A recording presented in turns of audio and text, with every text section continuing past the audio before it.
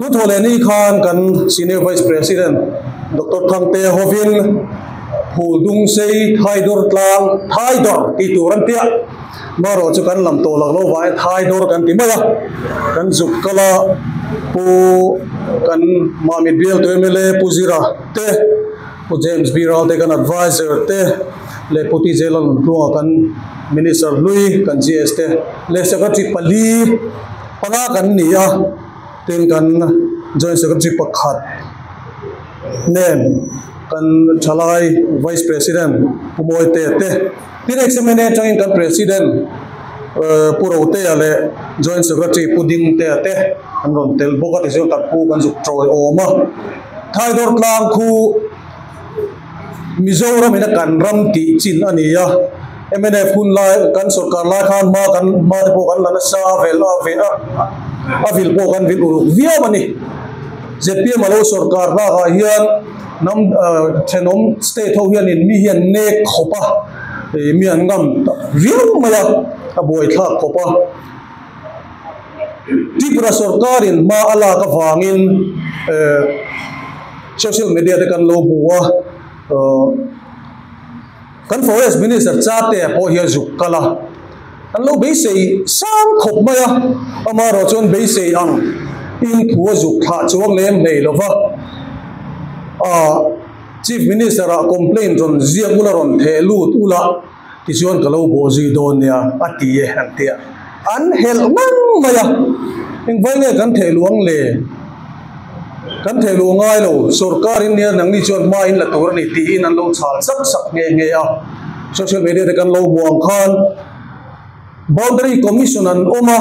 boundary commission kan ne boundary commission te po hian ma an la tura te po ngai lang in a change tin at ne mani an kham lo tak zit jata chutilai kara chuan ke ni kan senior vice president hoin kan zukala an mel han mu pon an tha muang ani ti pu cherwa tu chung kan zin re a hi ro pui ka tia nam party kan ni na tak alang chiang lu tu ka west phale nga cho kan jing cho kan ei tha a kan jing choina dona kan senior vice president chung china manga MNF party mo zin tu ka india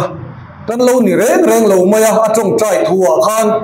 nam party tak kan zin ni te kha ka zu ka mu chiang me ma chung chai thua ro pui tak zet zet ni ti lai te kha kan zep tel zuai ti chuan Thaidor kan juk thena lo in hong me ma an mel mu nu ma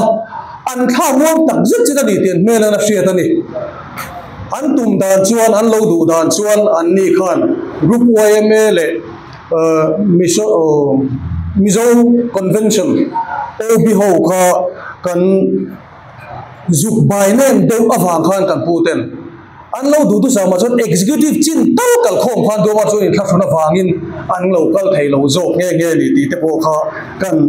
soitel cha trim shima ti chuan an ni lamin ei min lo siaman tuma amaro chu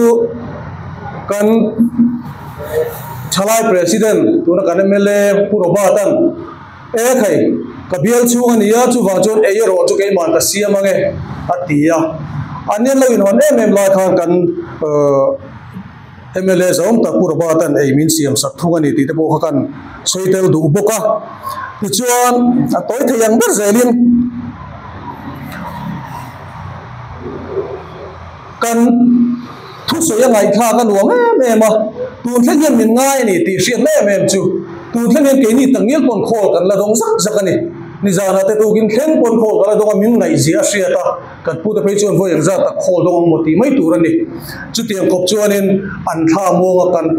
an tha kan zuk ti muanga ni ti tu chi ne bo kan thiam che lo ve kan senior vice president thu soya ngai nom le MNF kan ni MNF mi le sa chu kan ni tura yan ma chu party min kan non kal lo party in kan non kal lo wa nam party kan ni na in kan non kal ani ye soi khanin an beng ronga an thun tak zet zet ani ti asiata angai nom tak zet zeta chu wang chuan MNF hian state pona kan unaw te an tha muanga an lom an lim tak zet zet ani te kha a toy theng berin kan pe ni ta sela ti chuan pathian kai soina in kan zuk le lawa zing dar nga le chan ve zo ten kan chuaka zan dar som vela lo takin ai zol kan ron thlek le ni ti ka to che kan pe ni chu halo me